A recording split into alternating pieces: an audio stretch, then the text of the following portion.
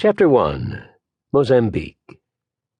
How Shanghai and I had been talking for days over Apache's cell phone connection to the farmland he owned in a remote part of south-central Mozambique, where he made his new home.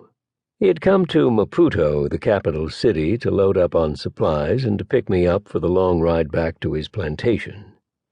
How was barking into his cell phone when his white, chauffeur-driven, late-model Toyota pickup pulled up in front of my hotel. It was clear that he was in a hurry and that he was angry. There was a brisk handshake, followed by a lot more shouting in salty Chinese as he struggled to make himself understood to a countryman whom I could grasp he wanted to buy goods from. China is a big fucking mess with all of its fucking dialects, the shaven-headed, stocky Hao in his late 50s said as he hung up. As I stood there with my bags already sweating in the mid-morning heat, Hao's frustration caused him to train abuse on John, his tall and sinewy Mozambican driver, who had been coolly smoking a cigarette while he rearranged the supplies loaded onto the Toyota's flatbed. "You, cabeza no bom, motherfucker," he said, the curse word coming in Chinese, as the grizzled immigrant farmer angrily employed 3 languages in one short and brutal sentence.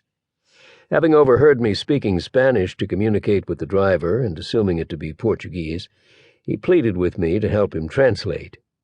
"Could you please explain to this motherfucker where we need to go? We've got to get out of here. We need to be on the road." A generation or two earlier, the ugly American had been one of the sturdiest stock characters on the world stage. He was a figure who contented himself with shouting louder whenever he was not understood by the natives in whatever corner of the world he found himself. After just a few minutes with Hao, I felt I had met his Chinese successor. Over the last 10 years, official China has invested hugely in Africa, yanking it away, as many commentators would have it, from the centuries-long controlling grip of the West, while few in that part of the world were paying attention. The foundation for this thrust actually lay somewhat further in the past. The most definitive commencement date was perhaps the state visit to the 6 African countries by the then head of state, Jiang Zemin, in 1996. In a speech at the African Union headquarters in Addis Ababa, Ethiopia, Jiang proposed the creation of the Forum on China-Africa Cooperation, FOCAC.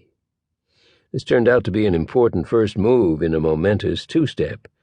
Upon his return to China, Jiang gave another speech in the city of Tangshan, in which he explicitly directed the country's firms to go out, meaning go overseas in search of business.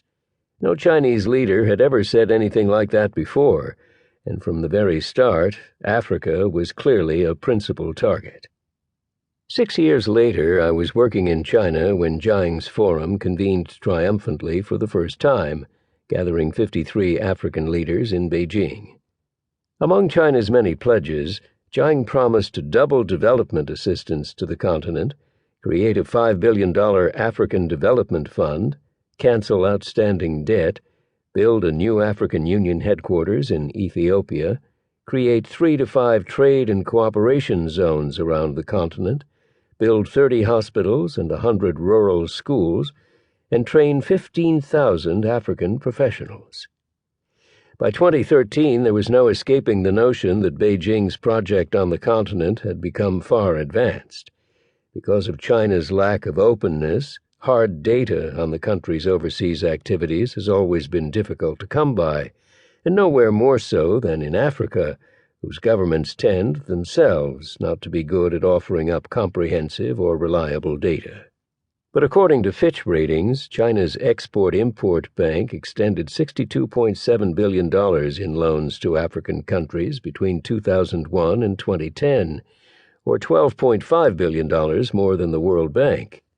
A research group called Aid Data at the College of William and Mary estimated China's total commitments during roughly the same period at $74.11 billion and put the value of its completed projects at $48.61 billion.